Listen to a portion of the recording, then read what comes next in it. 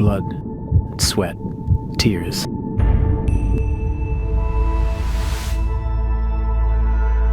How far are you willing to walk? Are you ready for the distance? Will you go the extra mile?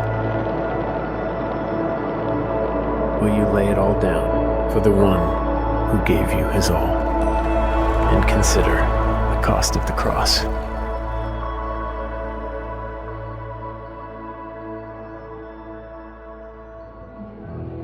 Magandang hapon sa ating lahat. Magandang hapon po everyone. Tayo po ay magsitayo as we praise and worship our God this afternoon. And welcome din po sa mga kapatid natin na nasa labas pa ng main hall. We can now enter so that makapag-start na po tayo ng ating worship service. Batiin naman po natin ang ating katabi and sabihin natin, magandang hapon. Ayan. So sabi po sa Psalm chapter 47 verse 7, "For God is the King of all the earth. Sing praises with a psalm. The God that we are singing, the God that we are serving is the King of kings, the Lord of lords of the earth." At hindi lamang po iyon, kundi King din ng ating mga puso. Amen. By that, let's pray. Lord, thank you, God, for this afternoon. We come into your presence. Lumalapit kami sa iyo, Panginoon, ng may galak at papuri sa aming mga puso, sa aming mga bibig, because you are worthy, Lord, of our praise and worship, because you are the King of kings and the Lord of lords of this earth and of our hearts. In Jesus' name we pray, amen. Awitan po natin ang ating Panginoon.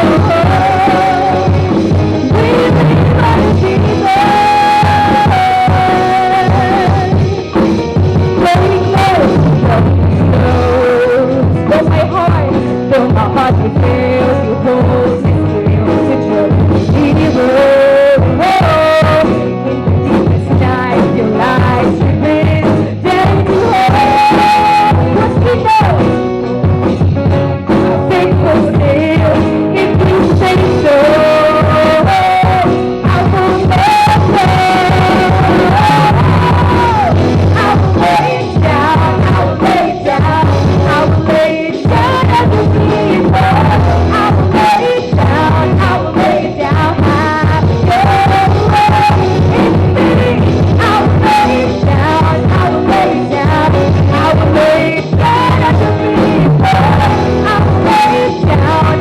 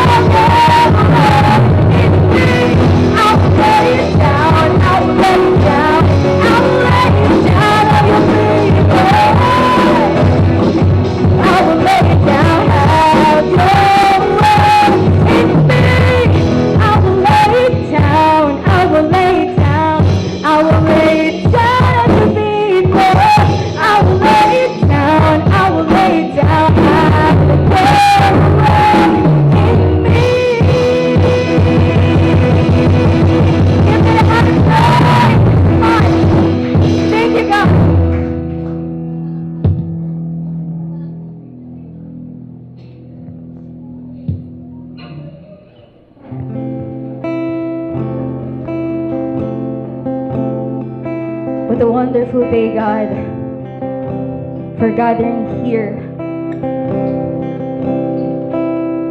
for you, Lord. We feel your presence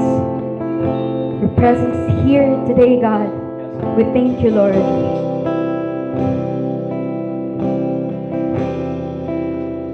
Lord, before we sing the song for you, Lord, everything that is not like yung nagpapabigat sa amin, Lord, yung mga bagay, Panginoon, na hindi namin control, yung mga bagay na gumugulo sa aming isipan, Panginoon, ngayon, Panginoon, ibinibigay namin yun sa iyo, Panginoon. Sino-surrender namin ito sa iyo, Panginoon. For you hold everything and you are in control, Panginoon. So that hindi kami mapuno ng mga bagay na yon. As we give that to you, Lord, empty us and pour your love to us. Pour your love to us, Panginoon, and make it overflow so that it will overflow to other people, Panginoon. And we will love them, God. Same love that you've given to us, Panginoon. Salamat, Lord. Your love, Panginoon. Your blessings, God, that you've given us, Panginoon, every day. You're enough. Sapat ka sa buhay namin, Lord. Salamat, God.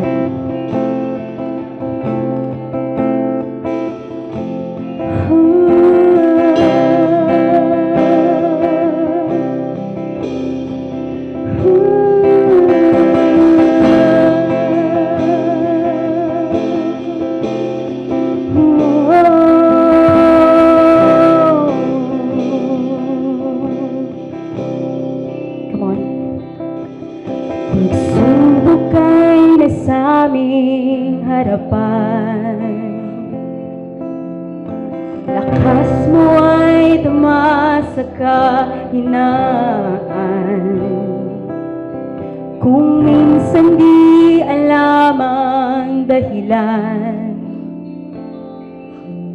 ngunit ikaw pala ay nariyan. Kayang di mapantayan. Sa gitna man ng lumbay at alinlangan,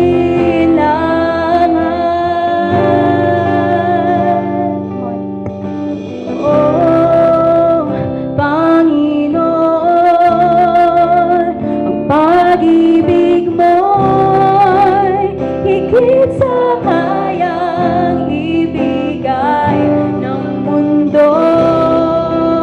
katapatan mo'y ihahayag ko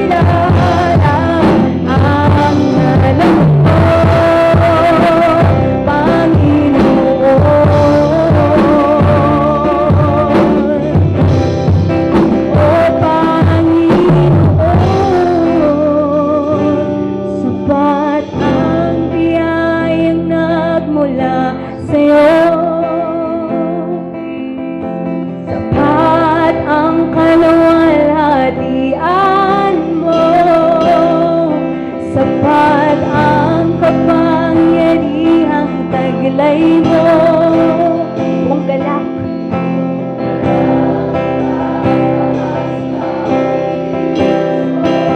Ika'y sapat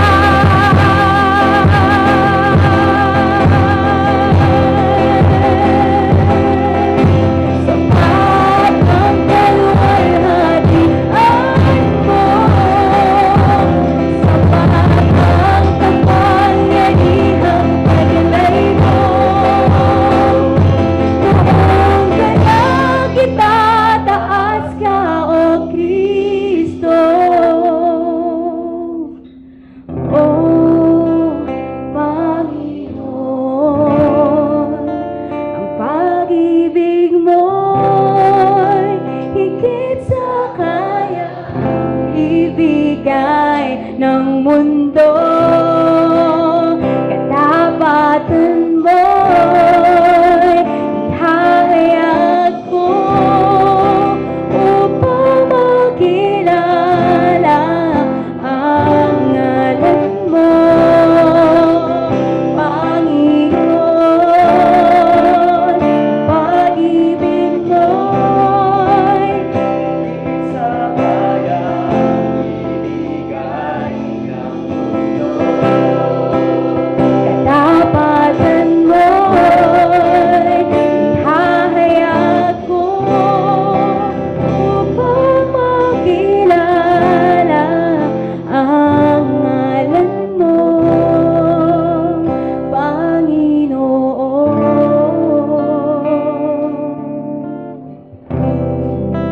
O Panginoon.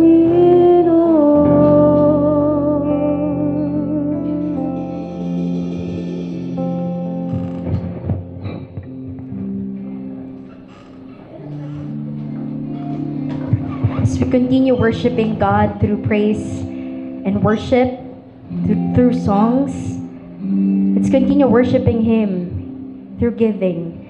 Sabi po sa Psalm chapter 24 verse 1, "The earth is the Lord's and the fullness thereof, the world and those who dwell therein."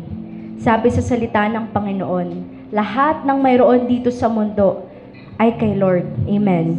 Tingnan nga po natin yung mga katabi natin. Even the things that we are seeing are from the Lord. You know, as we give back our tithes and offerings to God, yung 10% po ng ating income, that's our worship to God. But also, the way we steward the 90% of our salary is also our worship to God. Everything that we have is from God.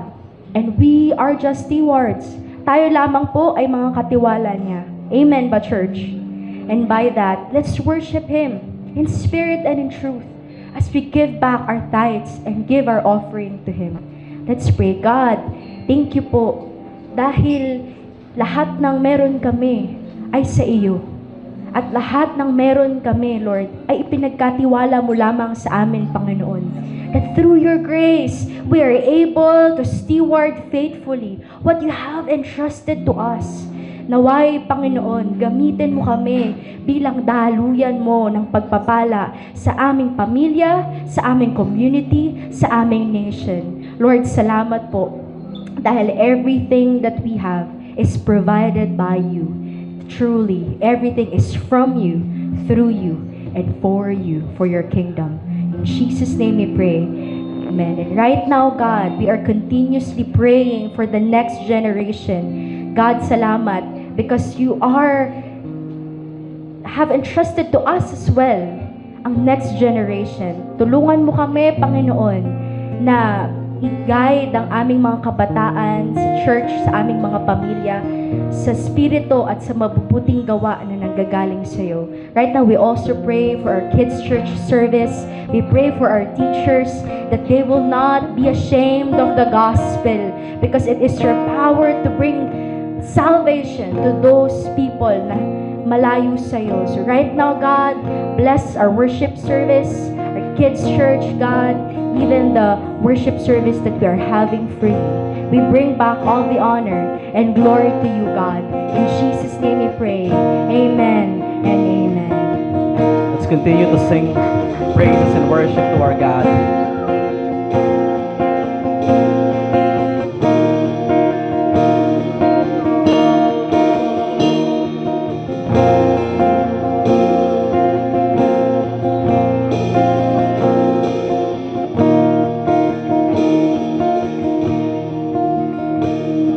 I'm in your dwelling place as away. Singing in spite of the pain. Singing in spite of the pain. Stand in your grace. Embracing the dark of the night. This fate is short. The light of the morning, the light of the morning will shine. I will endure. Oh, to live is Christ. I cling to the hope of your promise for all of my days, and to die is gain. Regardless, I'll carry my cross. This life is yours, and your love is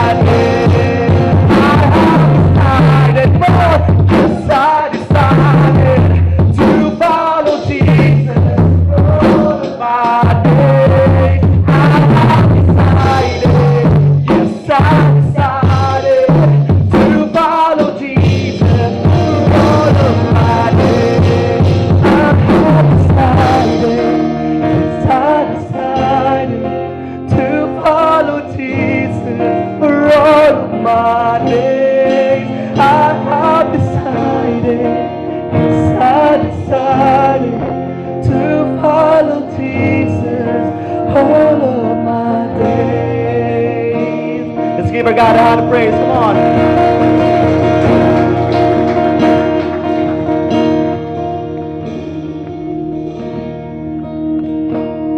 A reading from Luke chapter 9, verse 23 to 27. Let's all read. And he said to all, if anyone would come after me, let him deny himself and take up his cross daily and follow me. For whoever would save his life will lose it, but whoever loses his life for my sake will save it. For what does it profit a man if he gains the whole world and loses or forfeits himself? For whoever is ashamed of me and of my words, of him will the Son of Man be ashamed when he comes in his glory, and the glory of the Father and of the holy angels. But I tell you truly, there are some standing here who will not taste death until they see the kingdom of God. Let's pray. Lord, Father God, open our hearts to your word, to go deeper into your word, to know you more, O God. And whatever we have today, Lord, whatever crosses that we have in our lives, help us to lay it down on your cross, on your feet, O Lord, because you are gentle and kind in heart. Thank you, God. In Jesus' name, amen. Good morning, everyone. You may now be seated. Take your seat. Thank you. By the way, good afternoon. I'm Clea Ferruelo, one of the elders of Life Novaliches, and also the Real Life Coordinator and Social Responsibility Coordinator, serving side by side with the pastors, Pastor Tim, Pastor Henry, Pastor Eric, and also, of course, with the leadership team of Life Novaliches. And I'm thanking the Lord for this opportunity for me to preach the gospel in this 2 p.m. service. And let me show you your picture. To those who know me, I am the mother of Pastor Tim and of course Paulo. And this is our picture. I think this is on the wedding of Kat and Ron. Ayan. So yun po yung dalawang apo ko, si Zoe and si Luke. Ayan po yung family picture namin. Okay. And nandito po ba kayo nung mga series natin, mga nakaraan, no? We've started our series, The Cost of the Cross, no? And on week 1, no? Sino po nandito nung week 1? Woo! Ayan. What was in store in week 1? So review lang po tayo sa ating series grid. Week 1 is about entering the narrow gate. And we have 2 choices, no? We were left with 2 choices nung week 1 na yon, no? Whether to enter the wide gate, no? The gate of comfort, no? But in the end, it is the gate of destruction. And on the narrow gate, which is the gate of suffering, the way of the cross, but in the end is salvation and the heaven, no? And the heavens. So, I hope na nakapag-decide na po tayo nung week 1. Okay po? And kaya nga nung week 2, napunta na tayo sa week 2. Ayan, week 2 is about forsaking all competing priorities. Na si Jesus lang ang priority natin sa buhay natin. At sinabi nga ni Tim that Jesus is not one of the many, but Jesus is high above every priority in our life. No equal, no competition, no excuses. Yan po. So, kung si Jesus yung priority natin, we have accepted Him in our lives, siya yung top 1. Walang kalaban, siya talaga ang ating Lord and Savior. Then, we now proceed to the week 3 about denying of self. Denying of self. Medyo mabigat po yung ating victory. No, we have to deny ourselves. Somehow, this verse that we have read a while ago is a very controversial issue in the Bible. Why? Because it concerns with our daily life as followers of Jesus. Kamusta ka na sa araw-araw na buhay mo ng pagsunod mo sa Panginoon? And in yung verse na binasa natin kanina, with the idea that being a disciple is to deny ourselves, take up the cross, and follow Jesus. This separates us from being a disciple and the crowd.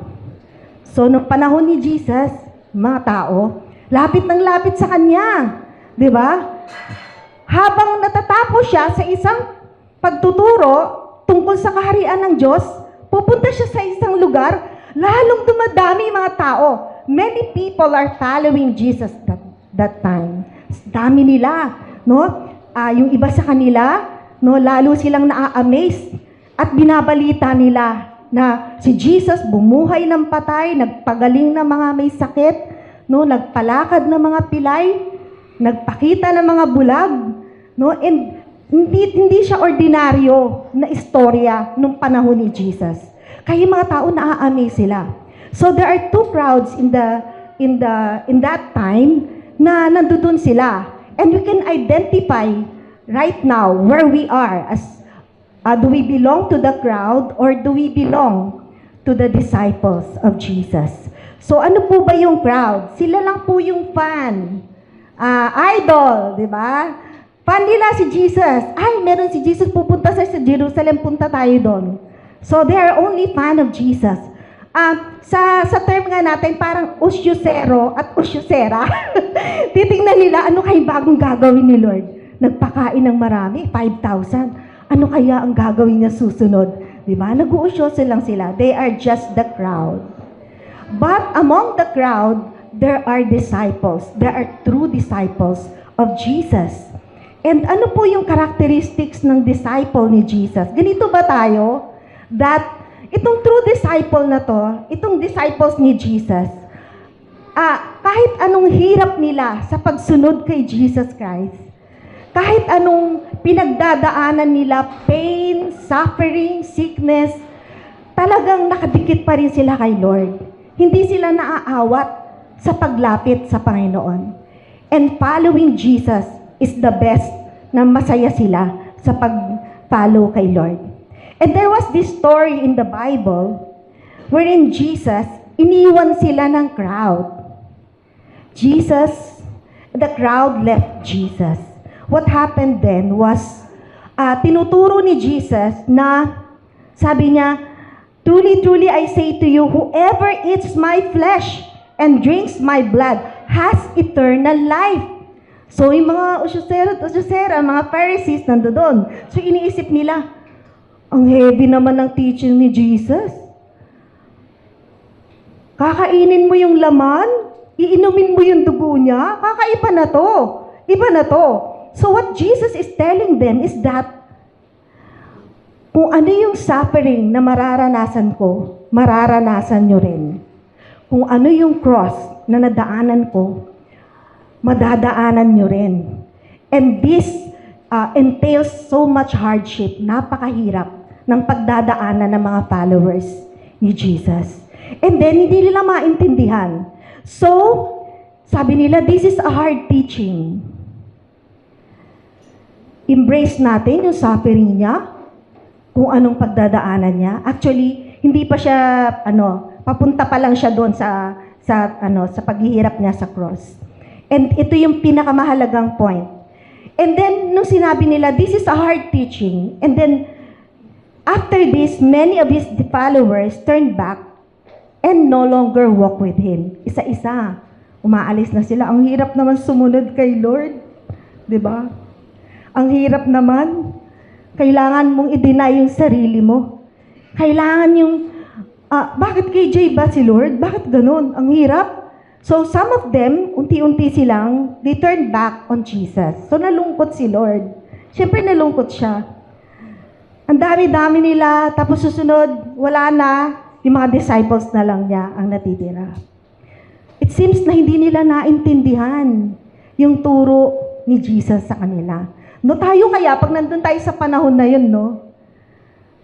Biro mo, nakita mo talaga si Lord face to face, no? Siguro hindi na natin iiwanan si Jesus. Kung saan siya natutulog, nandoon rin tayo. Natutulog tayo sa labas ng tent, mga ganyan. So, pero iba, no? Because pagdating sa crowd, ini-expect lang nila what they will benefit out of Jesus, out of going to Jesus. Pero, may natira, yung 12 disciples niya.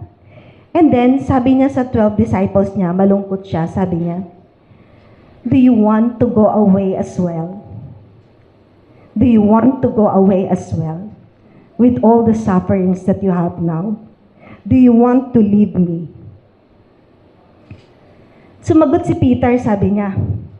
Peter said, Lord, to whom shall we go? Saan kami pupunta? You have the words of eternal life, and we have believed and have come to know that you are the Holy One of Israel. This time, na-convince si Peter na siya nga yung Holy One from God. Kasi tinanong sila ni Jesus what do you say, this crowd say, who I am? Sabi nun, you are the Messiah, you are Moses, you are Elijah. Sabi nung iba, you are John the Baptist. But Peter, who do you say I am? Kaya sabi ni Peter, Lord, you are the Holy One of Israel.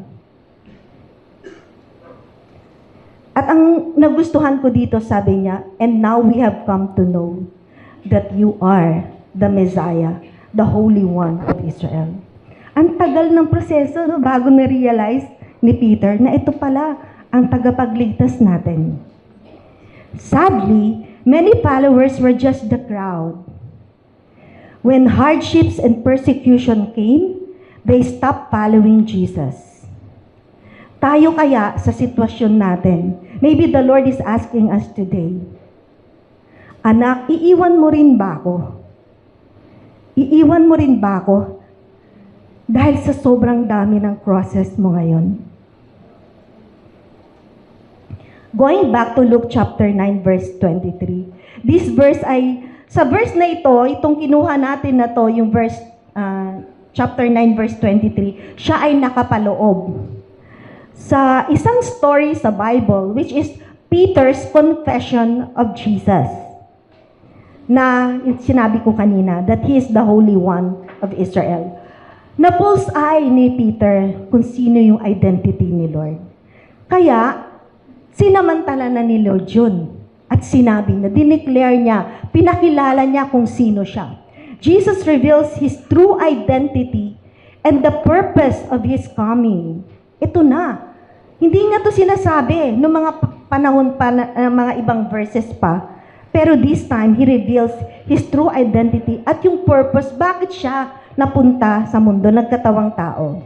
Sinabi niya, no, he narrated the story na mangyayari. Sabi niya, that he will suffer rejection, persecution, and be killed. But on the third day, he will rise again.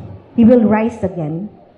Tapos, pagkasabi niya yon, yung purpose niya na yon, sinunod tong verse na to.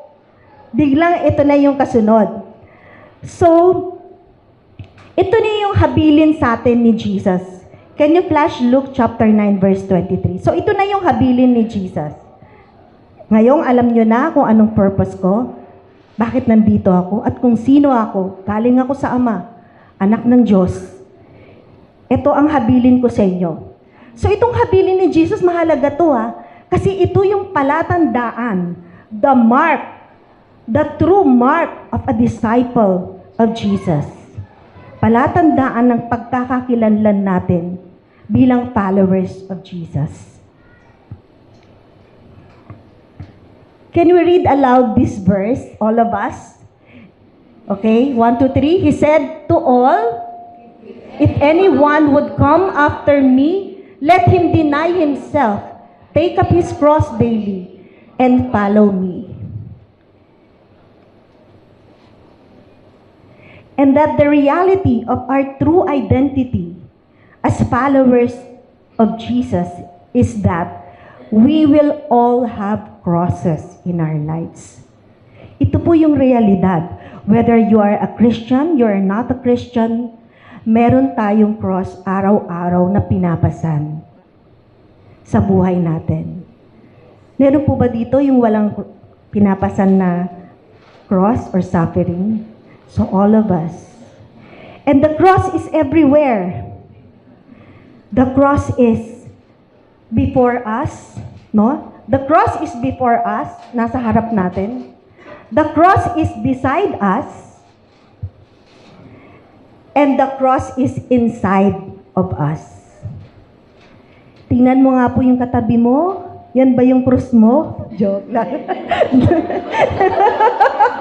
Joke lang po, ah. Joke lang po. So, yan po.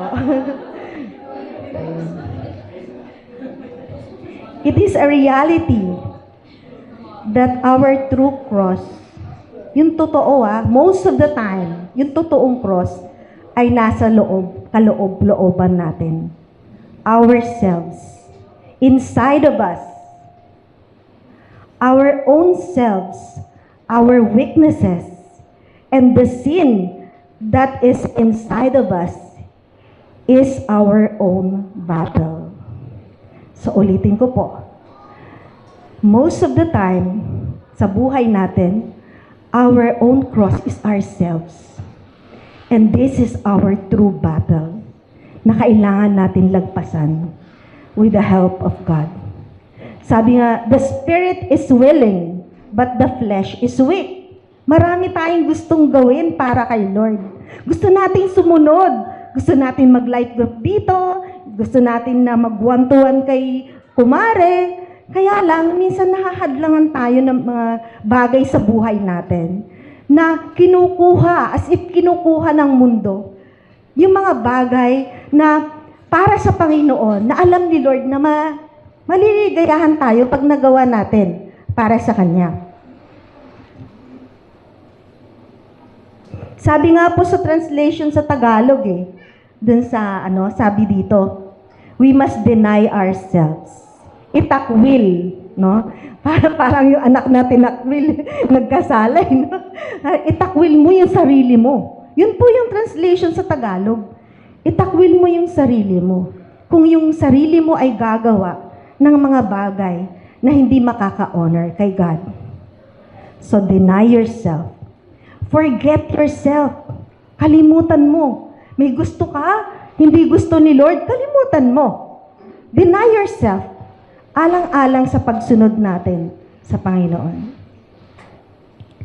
Going back to Luke chapter 9 verse 23 yung kanina. Can you summarize this into one word? Sabi, if anyone would come after me, let him deny himself, take up his cross daily, and follow me. Ano yung nasa isip nyo that this verse can summarize into one word?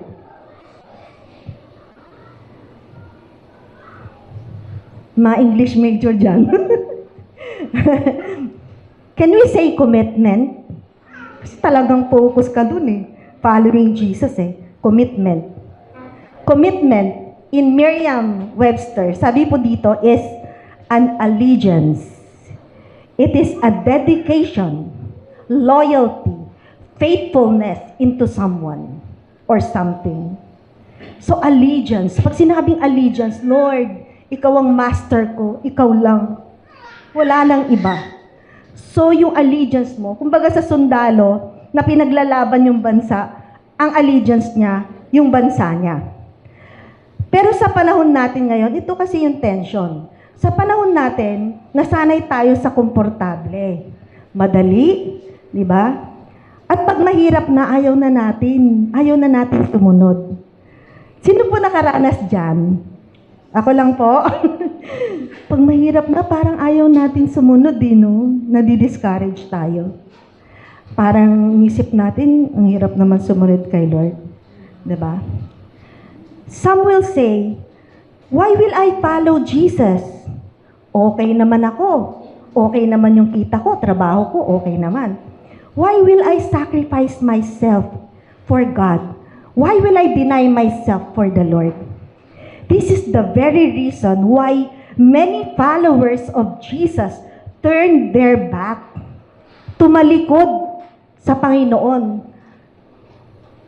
ang mga tagasunod niya, and they left the church, sadly, even up to the point of that they have left the church. Why? Because they don't understand the heart of God. They don't understand the heart of Jesus. That sometimes, along the way, we will get to stumble on something or someone, even in the church. Pero hindi nila yun naintindihan. Yung love ni God, yung deep ng love niya, they cannot sacrifice for God. Why? Because they do not love God. Or they love God, pero hindi pa ganun kalalim. How can you deny yourself for the sake of this God, whom you don't even know? Diba? Paano ka magsasakripisyo sa isang Diyos na hindi mo nga kilala, hindi mo nga nakikita eh? Diba? Yun ang common sense natin. Why will I sacrifice myself? No, kung may papasok dito na new believer, sabi niya, why will I deny myself? Okay naman ako. Ayoko nga maghirap. Mahirap sumunod kay Jesus. So, hindi mo siya kilala. Much more, hindi mo siya nakikita. But, it takes faith for us to believe and to experience. I belong to the people of faith. Lagi niyan sasabihin. When doubts enter your mind and you want to turn your back on Jesus, you will say to yourself na yung laging kaaway mo yung sarili mo. Because ikaw yung nagbaback out eh. Ikaw yung umaayaw eh. Sabihin mo, I belong to a people of faith. I belong to God. That's why kailangan natin manampalataya sa Panginoon. Because there is something in our faith that moves us to see the power of God even in our crosses. May purpose ang cross natin, mga kapatid. Ang mga sufferings natin. Yung suffering mo na dumating sa ganitong season ng buhay mo, sa ganitong punto ng buhay mo, God has a purpose. And that is for your good. That's the word of God said. So, kung di pa malalim yung love natin kay Lord, this is where discipleship comes in. Know the God that you follow. Know the God that you follow. Do you want to know Jesus more? Know the God that you follow. Jesus is your Lord and Savior. Siya yung inyong master. Siya yung inyong tagapagligtas. So, sino po dito yung may mga coaches na? Someone. One or two coaches? Two coaches, it's good. Not only one. Kailangan may coaches tayo. Body-body natin. So, pag nagwa-wonder tayo, meron tayong pinagtatanungan na mag-i-strengthen sa atin. Nadadapa ka na, nahirapan ka na, hindi ka makatayo. Someone will pat your back. Okay lang kapatid, tumayo ka. Kaya mo yan. So we must have our own coaches who will journey with you in your faith for one-to-one.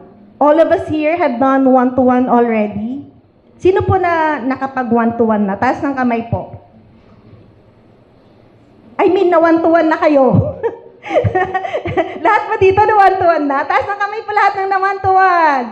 Yung kahit ongoing. Okay, so na life day na. Okay. Nakakalungkot kasi lahat pala tayo. Ibig sabihin, walang new believer. Hindi tayo nakapagdala ng bago sa church. Diba? So this is what the Lord is telling us. You must be a part of a life group. Kailangan nakakabit tayo sa isang life group. Pag yung iyong coach ay busy at laging busy, Katukin nyo siya. Oh, Sister Clea, di mo na kami ng life groupan. Di ba? Kailangan nakakabit tayo sa life group where the Word of God is being preached. Dito tayo nanonourish. Kung maalala nyo, di ba, sabi ang salita ng Diyos, para siyang pagkain eh. Hindi lang tayo nabubuhay sa kanin, sa tinapay, kundi sa bawat salita na nanggagaling sa bibig ng Diyos. Kung hindi tayo kumakain, what is our tendency? We will back down. Slowly, mawawala tayo kay Lord. Kasi yun ang pagkain natin eh. And the Word of God is being preached during Sunday services, during life groups, di ba? Kudos sa mga fathers, di ba? Brother Arthur, Brother Saldi, kahapon nag-life group sila ng mga fathers. Diba? So, kailangan we must be a part of a life group. Kasi hindi tayo mabubuhay na wala si Lord sa atin. Malapalayo tayo kay Lord. For point number 1, the journey of following Jesus starts with knowing who Jesus is as your Lord and Savior. So, ito yung step 1 natin gagawin. Kilalanin natin kung sino si Lord. Bakit ba itong si Pastor Tim? Registered nurse. Bakit nagpastor? Di ba? Bakit nagpastor? Alam niyo ba nung time na yon? Talagang napaiyak ako. Sabi niya, Mama, magpapastor ako. Ha? Kasi naka-destin na siya pumunta sa US, may ospital na na-a-applyan eh, ipapasok ng ate ko dun. Syempre, nangangarap na kami ni Pao. Naku, 3 months lang, nagkukwenta na ng sweldo. May bahay na tayo. Ganun. Tapos, eto na, papadala na ako ng ganun. Tapos bigla sinabi, Mama, magpapastor ako. Tapos sinabi niya rin kay Papa Bear, sabi ni Papa Bear, we have to pray for that. We need 2 weeks to pray for that. Let your mom pray for that, all of us. Sabi ni Papa Bear. So, nag-pray.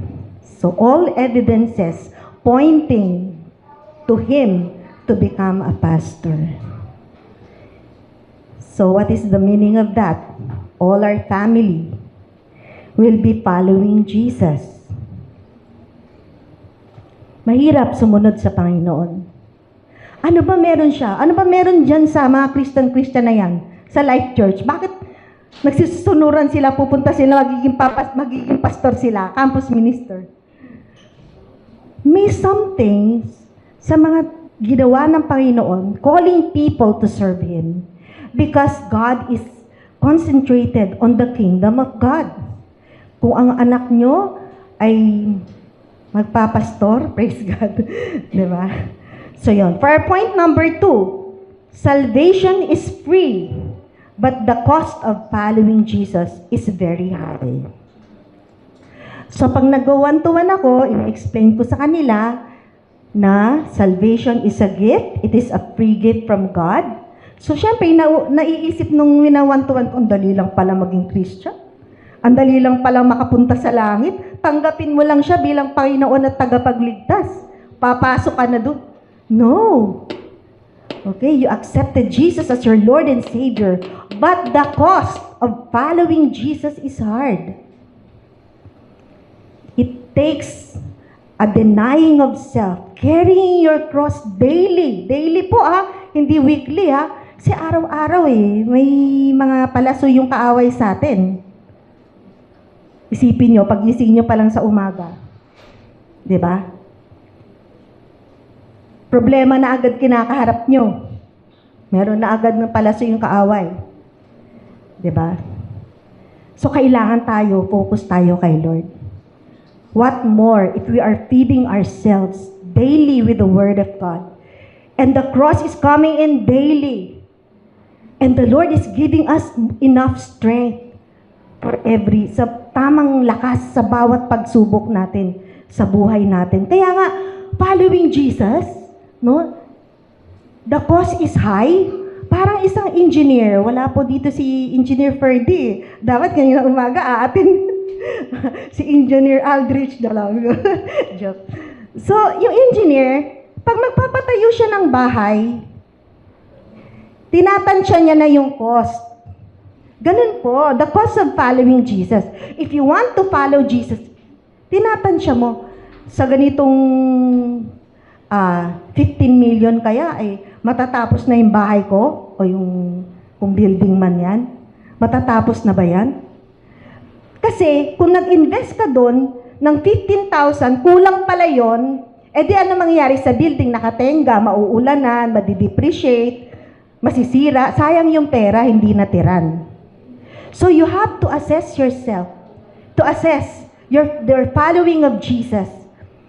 What does it take me to sacrifice for the Lord? Ano kaya yung pinapagawa sa akin ni Lord? Ano kaya yung mga bagay na humahad lang sa akin? Kaya hindi ako makasunod todo-todo sa Panginoon. I cannot do the will of God. The cost is high in every decision you make to follow Jesus. Why? Because it's a lifetime journey of commitment and obedience to His Word. Walking with God by faith, good or bad days, persevering in times of sickness, rejection, or persecution, laying down your life for the Lord. Sometimes sa buhay natin, may mga hindi tayo maintindihan eh. Natutuwa po ako kasi nandito si JM. I was reminded of my BFF noon. Siya yung una kong BFF, yung mama niya eh. And she died. She died. But I know that she is with the Lord. And my hope is, yung kanyang mga anak, they will follow the Lord also. Yun. Sa pagdi-disciple natin, we will encounter different stories of our disciples. And we will see ourselves. Kung ano yung part na naibigay natin sa Kanya, kaya strong siya. Kung ano yung role ko, bakit itong tao na to, kahit may sakit to, ano pa rin siya kay Lord? Passionate pa rin siya kay Lord. Ano yung role na mo as a follower of Jesus to introduce the Lord para sa Kanya?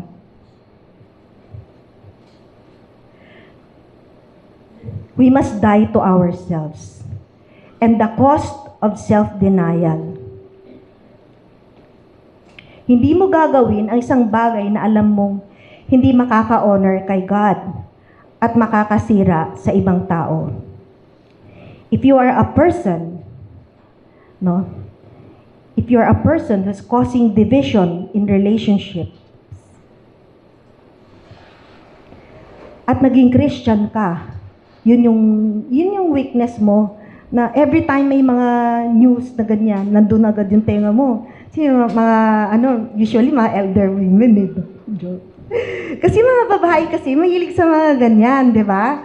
May bagong news, ano yun, di ba? So if you are the one causing division to the church, na umaalis yung mga tao sa Panginoon, because, nagkakalat ka, nagmamarites ka, and then you became born again, makikita mo, yung sobrang pagmamahal mo kay Lord, mapapaisip ka, hindi na ako to eh, binago na ako ni Lord. Kailangan mag-deny ako sa sarili ko, take hold of my tongue, my mouth, whatever I say that will dishonor other people or God. And now, dahil nagpa-follow ka na kay Lord, you will become an instrument of reconciliation. Ikaw na yung hindi ka na tagapaghatid ng balita. Tagapaghatid ka na ng mabuting balita. So, nire-reconcile mo na. Pag nakasense ka lang ng konting division, hindi. Baka hindi naman niya sinasadya yan. You are the one who will be used by God para pagbatiin yung mga tao. Why? Because you are following Jesus. Example, galit ka na sa kaaway mo kasi sobra na talaga na yan, ha? Yung kaaway ko na yan, sobra nang sinabi yan sa akin, ha? Malapit na akong mag-thanks dyan. Hindi po yung thanks na galing sa Holy Spirit. Lord, sorry po.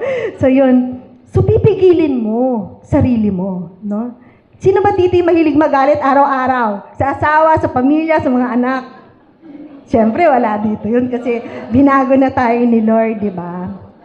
So, another example is a temptation when it comes to money, in business or in work. You have to deny yourself. Think twice. Am I doing this? Will it honor God? Kasi makatago ka man sa sarili mo eh. You cannot hide from the Lord. The Lord will reveal what you have done at the right time. So you have to deny yourself every day, every time. Why? Kasi mahal mo si Lord. Another example is, if you're the one, you're not giving your whole tithes to the Lord or offering. Pero lahat ng klase ng bags, damit, sapatos, lahat signature pa yan, meron ka. But you're not giving your treasure. Diba? You're offering to God. Our offering is holy. We always separate that. When we earn our own,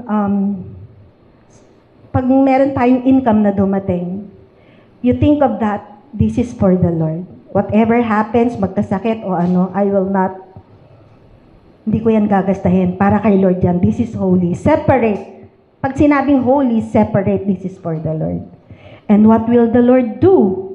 The Lord will extend your blessing kasi hindi mo ginalaw. Para kay Lord yun. Bibigay ko yun sa Sunday. And then, whatever is kulang, the Lord will provide. And miraculously.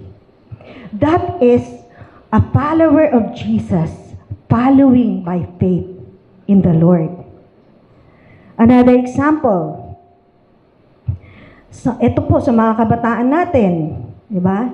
If you're tempted to go on an internet site, alam niyo na sinasabi ko, or a place sa isang lugar where your purity is compromised, you have to listen and follow the voice of the Holy Spirit inside you. Oops! This is the boundary. I am a Christian and I represent God. I will not do anything that will dishonor the name of the Lord because I am a Christian. I am a follower of Jesus. You will always say that to yourself kasi kalaban mo lagi sarili mo eh. You have to tell yourself. Sometimes nga kailangan sa salamin, titignan mo sarili mo, oh, binago ka na ni Lord, huwag mong gawin yan. Di ba? So, ganun yung isipin natin lagi. That is how we follow Jesus. Now, what are you willing to sacrifice in exchange of following Jesus? Isipin natin sa ating mga sariling buhay, Lord, ano ba yung pwede kong isacrifice para sa iyo? Ano ba yung hindi ko pa nagagawa para sa iyo na matutuwa ka? Yun yung may relationship ka kay Lord eh. Hindi naman siya malayong-malayo sa iyo. 'Di ba? Andyan lang siya sa iyo. The Holy Spirit is there, hovering around you. And if you're always aware that the Lord is beside you, you cannot do anything that displeases God. Are you willing to go extra mile? Sabihin nyo, extra mile. So what is extra mile? When you walk in 1 mile, para sa isang tao, para sa church, o para sa sacrifice mo yon, alang-alang dun sa pinagsakripisyon, we will walk 2 miles. Another mile for that person as a sacrifice.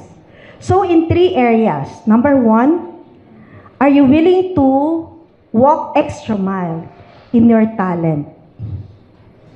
Last Sunday, meron tayong Go Serve. Nakapag-ano po ba kayo? Nakapag-register sa Go Serve? Kung saan nyo gustong mag-serve sa tech, no? Sa admin, katulad ginagawa ni Ate V. Sa music, katulad ni Janine. So, sa prayer team, no? Prayer team natin, tayo pinakakonti, Lord.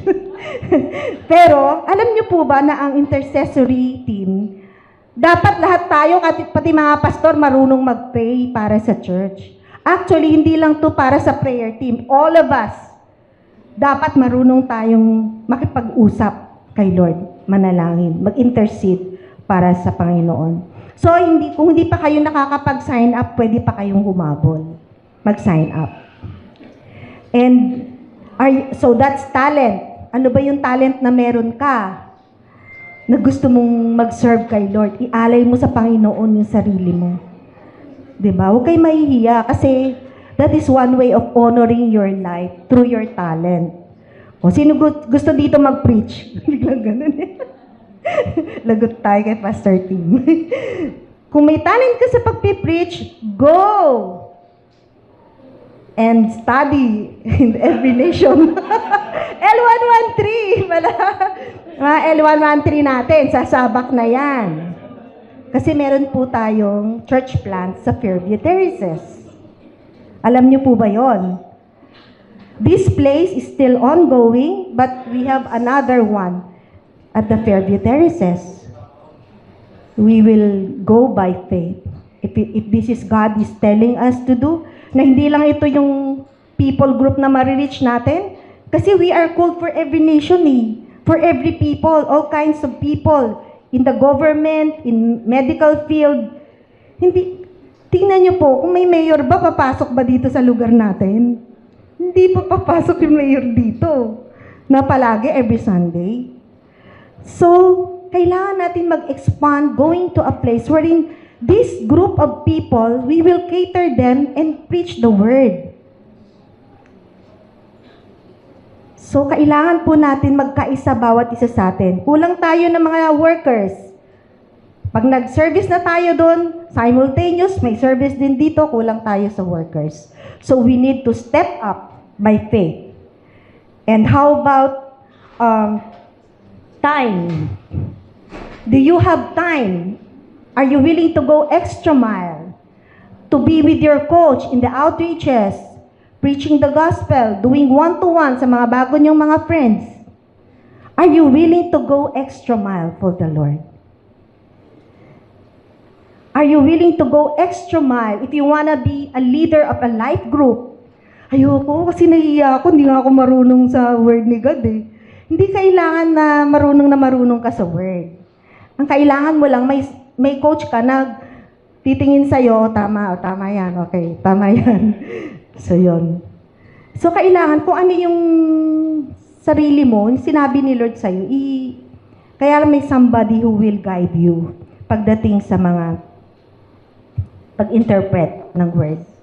And then, how about offering yourself, giving yourself extra mile in your treasure? Sa iyong mga tinatangkilik, ari-arian, are you willing to obey God's word and give generously to the work of the Lord in your tithes and offerings? For our church plant in Cavite, hindi mo tayo nakaawa kay Ana? Diba? Kailangan natin suportahan si Ana, nangangayayat na siya. Diba? Tita Clea, pag-pray mo naman ako. Lagi nagagalit si Ana eh. Sabi ko, hala, ako lang ba yung ano mo? Sabihin ko yan, i-preach ko yan, yung pag-pray kanila, di ba? So yun, church plant in Cavite, in Fairview Terraces, go extra mile. Alam niyo po ba, are you willing to go extra mile sa ating mga full-time na mag-EMPD? Di ba? Na tumutulong. Kasi dalawa po, yung isang MPD full-time, talagang support mo galing sa labas sa mga gusto magbigay. Yung isa, by vocation. May trabaho ka, at the same time nag-MPD ka, para makapag-serve. Para yun yung provision mo kay Lord. And what we did is that, ako, for myself, yung MPD ko, I go to outreach, to the outreach sa Cholooban. Alam niyo ba, bago ako nag-i-start ng work or ng life group sa isang lugar, ng gawain, ang unang-una kong dinadala doon, nagdadala ako ng maraming tray ng itlog. Dinadala ko doon. Tapos, okay, representing bawat pamilya. Sige, kuha kayo, tig-12. So kasi iniisip ko, yung egg, it symbolizes life. Dito nagsisimula yung buhay, di ba, sa itlog. So, ang parang symbolic sa akin na whenever I open a life group or an outreach, it will survive. People will be saved. At yung binibigay sa amin, mga MPD dito, si Teresa, di ba? Wala yung mga ano natin, mga kapatid natin, si Teresa. Tandaan niyo mukha ni Teresa, ang mga full-time natin yan. So, yung binibigay nila, hinahati po namin yan. Halimbawa, sa isang buwan, natanggap ko, example, mga 5,000, hinahati ko po yon. Pamasahe, papunta sa mga outreach, pangbigay. Minsan kasi pagdating mo dun, yung mga tao gutom eh. Imaginin mo, hapon ka na dumating, di pa nag-almusal, nag-iiyakan pa yung mga anak. Lang nga mag-preach ka ng gospel, doon di mo pakainin. Di ba? Wala kang dala kahit tinapay, palalaya, sisipain ka nila doon. Ayos dyan. Di ba? They will not believe the word. Kasi gutom sila eh. Kaya it is honorable to partner with our full-time or bivocation. Kasi they're doing their best for the kingdom of God. At hindi nyo alam yung sakripisyo na dinadanas namin. Sometimes, sinahati pa namin yun para impidihin yung mga kasama namin. Mababa, impidi mo, o eto sa'yo. So, hindi kami yung selfish na akin yan lahat. Hindi po ganun. Kasi all for the kingdom, para kay Lord. So, yun po, are you willing to go extra mile for that? For the time, talent, and treasure. Point number 3, our obedience to God in times of suffering demonstrate the transforming power of the Holy Spirit, enable us to be victorious in our own cross and follow Jesus. Tandaan nyo, ang pagsunod, pag ikaw ay sumunod sa Panginoon, you obey the Lord, that's already power. By nature, we cannot obey God. Lalo na pag araw-araw, you cannot obey God. But because of the grace of God, when you say, yes, Lord, yes na rin siya sa needs mo. Sa mga pangangailangan mo. Already yes. And by the way, gusto ko sana na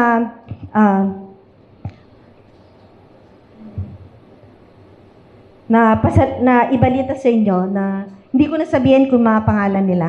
We have 3 incoming full-time serving the Lord. Palakpakan natin sila. Ayan. Later on, malalaman nyo kung sino sila.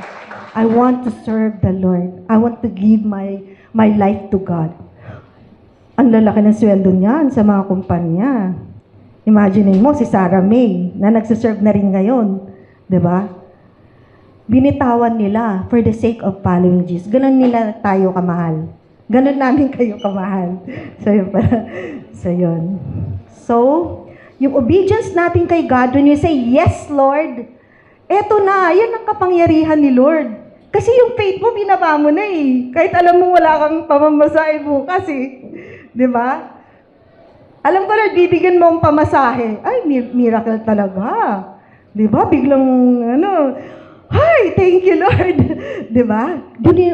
Alam niyo, masaya talagang mag-serve. Doon niyo makikita. God is the God of miracles. Suffering is one of the signs that we are disciples of Jesus. No servant is greater than his master. Hindi ako pwede mag-suffer. Yaman-yaman ko, mag-suffer ako. Pero sinasabi ni Lord, walang sino mang tumusunod kay Jesus na hindi magsasuffer. Yung nga yung natin, yung patotoo eh. Yung sa Luke chapter 9 verse 23. Anyone who wants to come after me, follow me, sabi ni Jesus, must take up deny himself, take up his cross. Ibig sabihin, nakasalalay na yung natin. Di ba? If he suffered, then we are not exempted to it. If Jesus suffered, we are not exempted to it. But, we will not journey alone. Hindi po tayo nag-iisa. He will walk with us on our faith journey. Remember, even Jesus suffered rejection. Physical abuse. Physical abuse yung ginawa kay Lord eh. Grabe yun. Sa cross, even shame. Wala siyang damit. No? Nilalagyan na lang ng mga picture. And even pain, even up to the point of death for you and me. Para sa bawat isa sa atin. Kaya sabihin mo, wala nagmamahal sa akin, kawawa naman ako. Ikaw na pinakakawawa kasi hindi mo kilala yung totoong nagmamahal sa iyo. Yun si Lord. He even experienced the pain up to the point of death, championing our salvation through the redemption of our sins on the cross. He rose again for this promise of eternal life for us. Kaya nga sabi niya, in this world, you shall have many, many, many tribulations, but take heart, I have overcome the world. Hindi po tayo kawawa. Pag sinabi ni Jesus na, take up your cross, that is God's protection to us. Alam niyo ba yun? Hindi naman siya narinig ko kay Pastor Tim kanina, masokista ba yun? Masokista. Hindi po ganun si Lord. Napahirapan niya tayo. Denying ourselves, kaya binibilin niya tayo, anyone who wishes to follow me must deny himself. Take up the cross and follow me. It is Jesus or God's protection for us. Para hindi tayo mapalayo, kailangan natin ng disiplina sa ating sarili. And masaya mag-follow kay Jesus. Amen ba? Amen. Masayang mag-follow kay Jesus. Kasi kung hindi masaya, wala na si Tim. Wala na kami, di ba? Masaya, pero mahirap. Pero iba yun talaga yung saya. At alam ko nararanasan nyo rin yun, kahit hindi po kayo full time. What are you suffering right now? Are you sick? Do you have a sickness that goes beyond the impossibility? Mahirap gumaling? Meron ba kayong ganun na sakit na mahirap gumaling? Are you in pain? Are you rejected? Rejected ka ba ng pamilya mo kasi naging Christian ka? Mga kaibigan mo, ka-office mate mo? Pinipersecute ka kasi Christian ka? Are you abandoned? No? Iniwanan ka ba ng asawa? Iniwanan ka ba ng mga anak mo? Diba? Iniwanan ka ba nila? With that, nothing is hidden from the Lord. Again, I say, nothing is hidden from the Lord. Alam ng Diyos ang pinagdadaanan ng bawat isa sa atin. Kung ano yung ating mga crosses sa buhay. And the Lord will work for our own good. There are 3 ways you can choose to respond right now in your suffering. May 3 bagay kang pagpipilian. Kung ano man yung suffering mo ngayon, hindi ko po kayo kilala, hindi ko po yun alam. Pero ito yung sinasabi sa inyo ng Panginoon. May 3 bagay ka na pwedeng mag-respond ka sa suffering mo. You can respond with anger and rebellion towards God. Pwede kang magalit kay God, magrebelde ka. Lalo kang mag-sin. Kasi hirap-hirap ng suffering mo eh. Number 2, you can have a violent reaction with pride. That you don't deserve your suffering. I don't deserve it. Lord, I've done everything. I'm a good person. I don't deserve it. Some people are saying that. But, pangatlong bagay, or like Jesus on the cross, to accept with patience and surrender everything to the great wisdom of God, because He knows better what is the best for you. We have to surrender our crosses to the Lord. The Lord knows kung sino yung para sa Kanya. At kilala niya ang bawat isa sa atin. At alam niya na pipiliin natin si Lord kaysa sa ano pa mang bagay sa mundong ito. For our point number 4, whenever we experience the cross, be it sickness, rejection, persecution, or even death, we identify ourselves with the suffering Messiah who championed our salvation by the way of the cross. Napakaganda po. Every time na kumakatok sa atin, sa pag-iisip natin, yung hirap na ating dinaranasan, yung ating mga cross, minsan tayo lang nakakaalam, di alam ng ibang tao. Every time, syempre we are all Christian. Lord, ba't naman nangyari sa akin ito, di ba? Pero every time, we should be thankful to God. Kailangan natin i-embrace yung cross ni Lord sa buhay natin. Yan yung tatak na tayo ay pag-aari ng Diyos. If we refuse our cross and deny the Lord, then we are not a true follower of Jesus.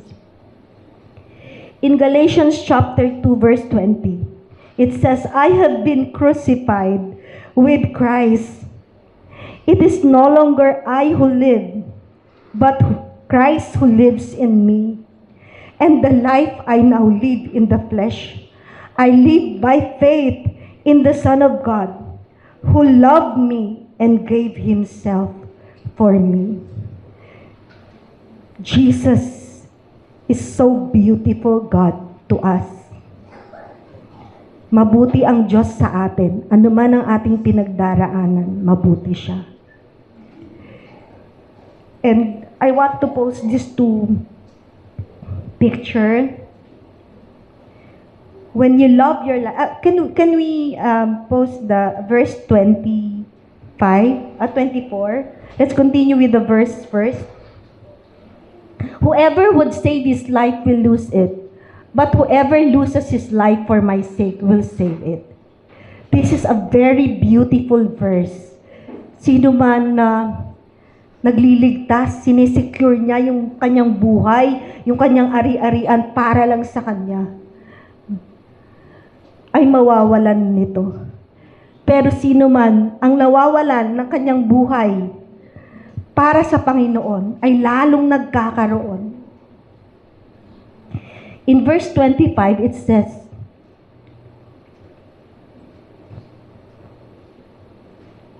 for what does it profit a man if he gains the whole world and loses or forfeit himself? Makuha mo man lahat ng kayamanan sa mundo. Magpakapagod ka man, buong kabataan mo, i-invest mo sa pagkita ng pera. Darating ang araw, ipapagamot mo lang yun. At nakikita mo na sayang lang yung buhay mo na nagdaan ng kabataan mo. Hindi mo na-enjoy mag-serve kay Lord. Hindi mo na-enjoy na mag-follow kay Jesus. Nasayang ang lahat. Alam niyo po ba, yung ating iniipon na kaperahan, kayamanan man yan, lupa, pera, or anything, pag namatay tayo, hindi rin tayo sigurado. Lalo na pag yung maiiwan natin, magwawaldas ng ating kabuhayan. Ang dali lang yan, milyon-milyon. Yung maiiwan, patay ka na, patay na si mama, okay lang, bebenta ko to.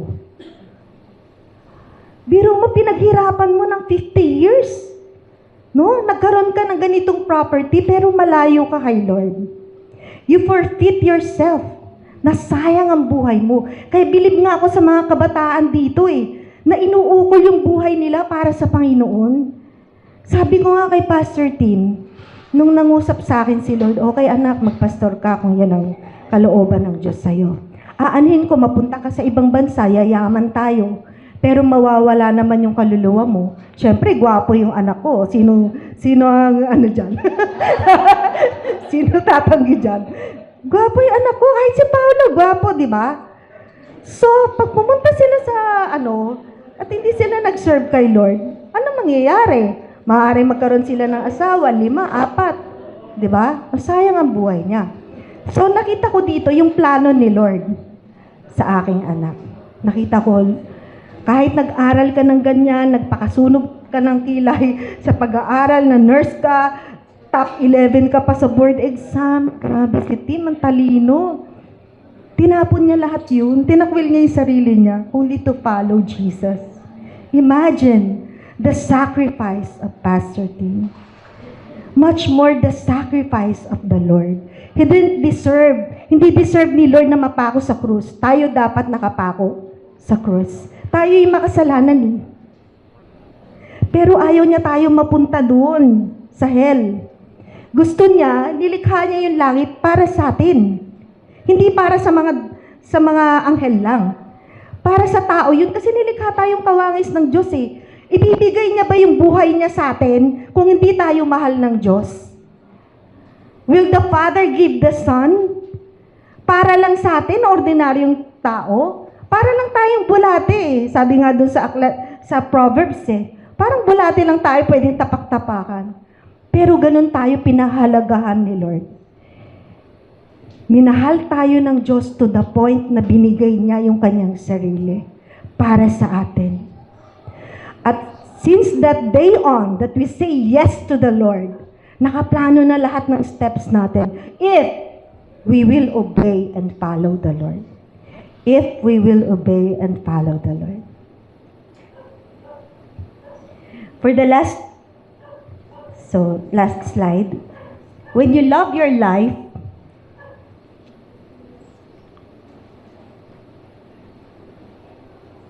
when you love your life more than Jesus, you lose your life and you lose your Jesus. When you love your life more than Jesus, you lose your life and you lose your Jesus. Di ba parang nawalan lalo tayo? And another one.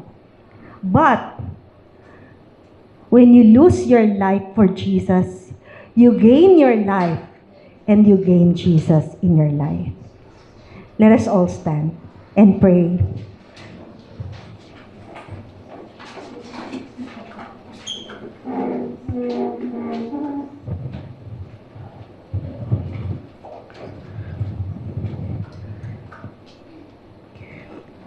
Let us pray to God. Lord, we are coming to you, Lord. Every one of us. Thank you for the word. Thank you for the powerful message that you teach us this afternoon. Maraming salamat, Panginoon, sa salita mo, O Diyos. We are coming to you, Lord. We are emptying ourselves. We are denying ourselves. Kinakalimutan namin yung aming mga sarili ngayon, Panginoon. Nais ka naming makita ng maliwanag. Nais naming maunawaan yung lalim ng pagmamahal mo sa amin.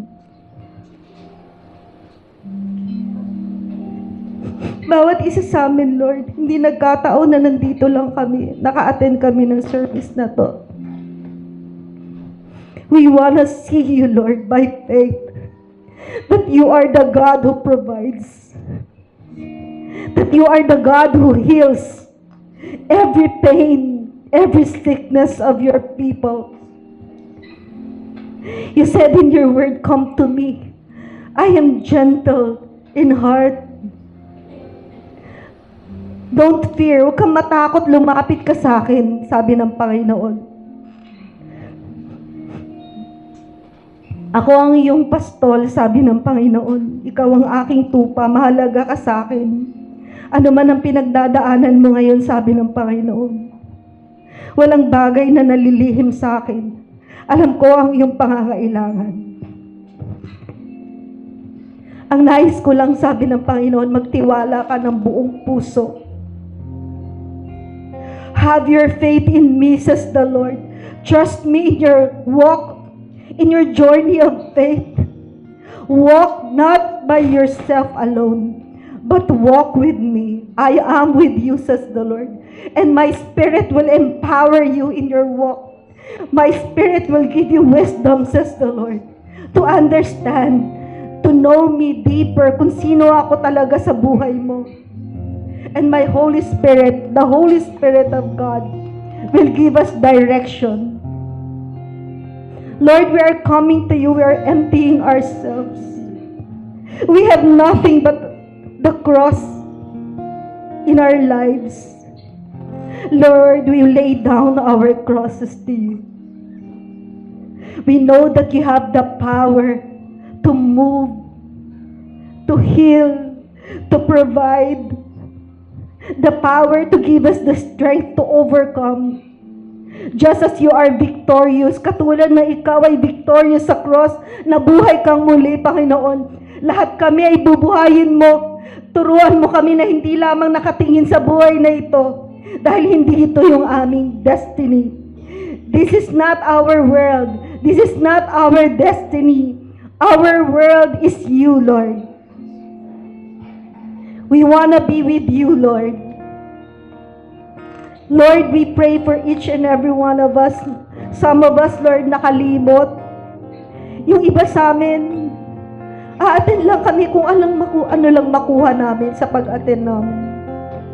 Pero we are not really seeking you as our Lord, our Master, our Savior. Lord, give us the power to obey you, Lord. Give us the power to deny ourselves and carry our cross daily, Lord, because your grace is daily given. Katulad ng sinabi mo, give us today our daily bread. Hindi lang siya concerned sa kakainin namin. Even the things that we need, kailangan namin ng lakas, kailangan namin ng direksyon, ng linaw ng pag-iisip. Lord, we have today, ang hawak namin, puro basura. Puro basura ng aming nakaraan. Puro basura ng aming sarili. Mga kahinaan namin. We lay it down at your feet, Lord. And we wanna have a new start of following you, Lord. We want to make disciples because this is your heart for people, to save people. We want to do life groups. If we're not a life group leader, give us the passion, the heart of Jesus to lead a life group, to take care of people. Lord, turuan mo kami. We empty our knowledge, we empty ourselves. Pour out your spirit and your wisdom in us, your direction, Lord. We will not move if not in accordance to your spirit, oh God. We will move by the power of your Holy Spirit. Open our eyes to the vision that you have given this church, Lord. Our expansion, Lord. You are the author of this expansion, and this is your will. Give us the faith to believe. Lead us to the people, Lord, na magpapatibay ng calling mo na ito sa amin. Lead us to the people, the right person that will sustain us, Lord. Lord, turuan mo kami na lumakad sa agos ng iyong Espiritu, Lord. To deny our own selves. To hear from you, Lord. Bless every ears in this place right now, that everyone will hear the Lord's voice through His Word. Lord, bless every eyes to see the vision that you have for us, Lord, in this life church. Open our eyes, because obeying you is giving you the glory and the honor, and giving you all your capacity and your power to demonstrate your miracles to our church. Lord, we love you and you want to obey you. Help us, each and every one of us, to be a part of this bigger vision, Lord, na binibigay mo po sa amin sa Life Church. Lord, bless our hearts, ang aming mga kabataan, Panginoon, na gustong mag-full time. Lord, anoint them, O God. Bless them that in their young generation, they have seen your good works in their lives. They have seen the vision that you have, a bigger vision for us, Lord. Thank you, God. Open our eyes to see you, Lord, that you are our provider. You are our Savior, our Master. We give you our life. We give you our best. We want to serve you and give you an excellent serving. Thank you, God, for this day and everyone represented in this place. Every family, Lord, you will bless in the name of Jesus. Every sickness will be healed in the name of Jesus. Lord, let your love overflow. Your love, you are kind, you are good. You are a good God. Tatayuan namin, Lord. Tatayo kami. Tatayuan namin yung goodness mo sa aming mga buhay. Because truly, you are a good God. This we pray in Jesus' name. Amen.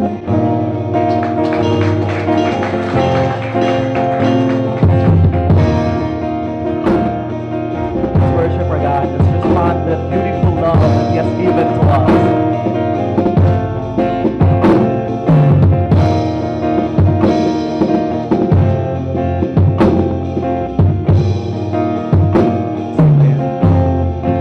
I have decided, yes, I decided to follow Jesus for all of my days. I have decided, yes, I decided to follow Jesus for all of my days. I have decided, yes, I decided, come on, to follow Jesus for all of my days. I have decided, yes, I decided to follow Jesus for all of my days. Oh, to live with Christ and cling to the hope of the promise for all of my days. And to die is gain. That is how carry my cross. It's not what I live is Christ. To the hope of all of my days. And to die is gain. That is how carry my cross. This life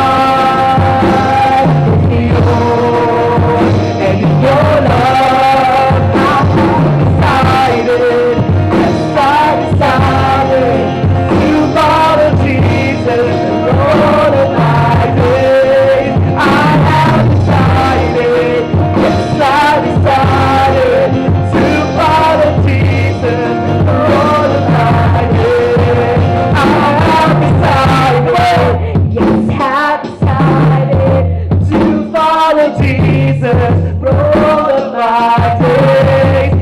I have decided, yes, I decided to follow Jesus for all of my days.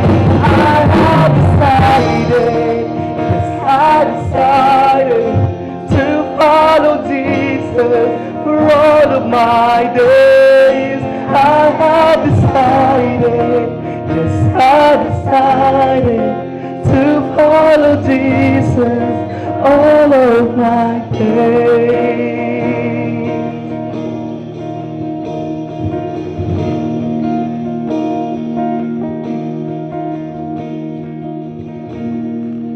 It says in Philippians chapter 3 verse 8, "Indeed, I count everything as loss because of the surpassing worth of knowing Christ Jesus my Lord.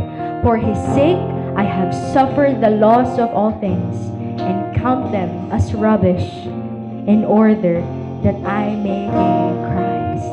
Lord, thank you, God, for this very powerful word that you have given to your people. Truly, this is a Shema, not just an understanding of your word, but in obedience of your word, we will live a life that is pleasing before you. Thank you, God, because we count everything as loss compared to the worth of knowing who you, Jesus Christ, in our lives. Truly, truly, God, you are our everything. In Jesus' name we pray. Amen and amen. God bless everyone. See you po sa ating next week of Cost of the Cross. That's the conclusion of our third week. And please connect to our life group leaders, to our coaches, if this is your first time here on our church. See you po everyone, and God bless.